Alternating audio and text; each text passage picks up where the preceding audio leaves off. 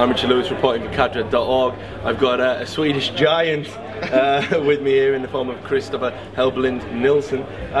Christopher, first of all, what do you Swedes eat? Because like, oh, you guys are massive. There was heat in the other day. It's really starting to make me feel a bit insecure and inferior. I think, like you said before, it's the Swedish meatballs. Either that or... Well, that's pretty much the only thing we eat. I'm not even joking. Like, when we were kids, meatballs all the time. Man, I tell you, it shows. Like, you're getting pretty tongue. I mean, I didn't realise people had to like kind of train that way for land. But I'm gonna wrestle with some XG after the land, and there's so many guys. So yeah. Okay, well, on the serious stuff, I'm guessing that isn't serious, but we'll wait and see. It might actually come about. We'll stream it if it does. You're here with Blight, obviously. You know, the Swedes here. You're in the mid-tier of the seeds, which I don't know if you think that's fair or not, but you know, you guys could be one of the dark horses. People are talking about, and in particular you, coming back to the game, maybe having a big impact here.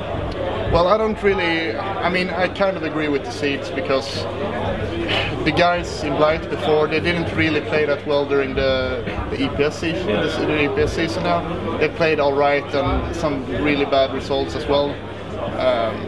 So, well, they've stuck together for a long time, but there's so many teams here that are better on paper than we are. Even if I join now, it doesn't really matter.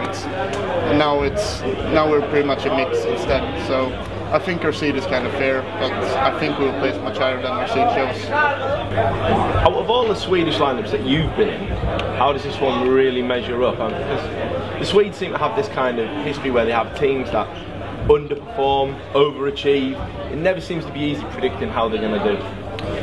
No, it's so hard with the Swedish scene because it's always been really small, and I've played with maybe 10 players in total, so it's always been switching all the time. So it's kind of like the UK scene, although we tend to stick together for longer than 1 month. And of course you've got talent as well. So. Yeah, the talent is there and the experience is there. I mean, all the guys, I mean, Haunted, Fifflar, and all the, like Mike has, all the old players, they had so much experience. They played from the start and they were the best back then.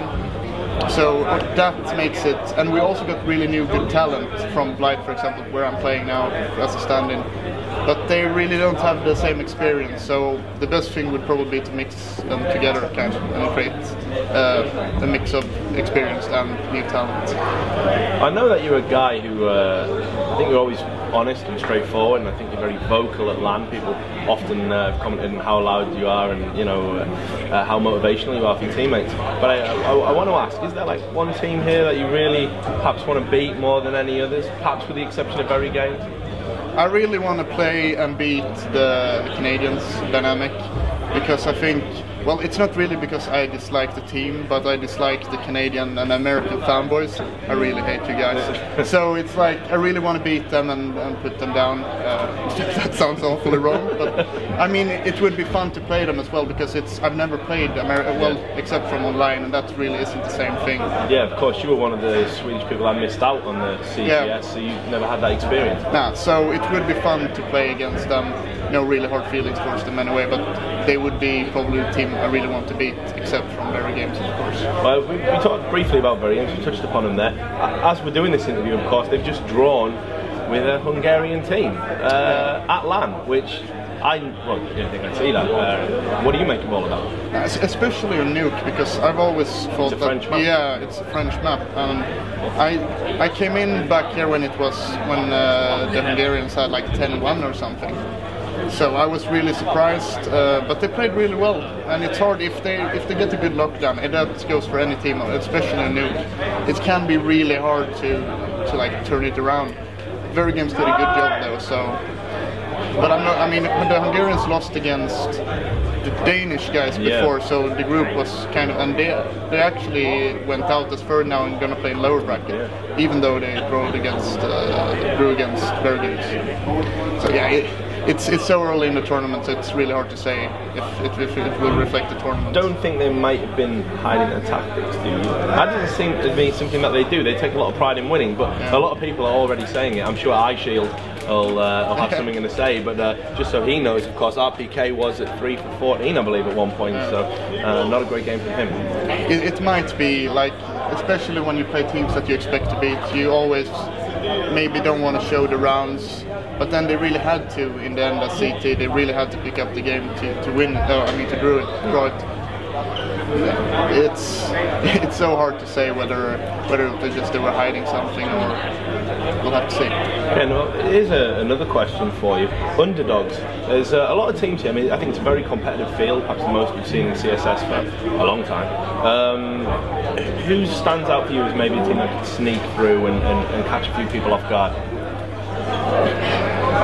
To be honest, I don't really know. Like Speed Gaming, well, they're top seeded, but I think maybe they can like get into the top 5 at least.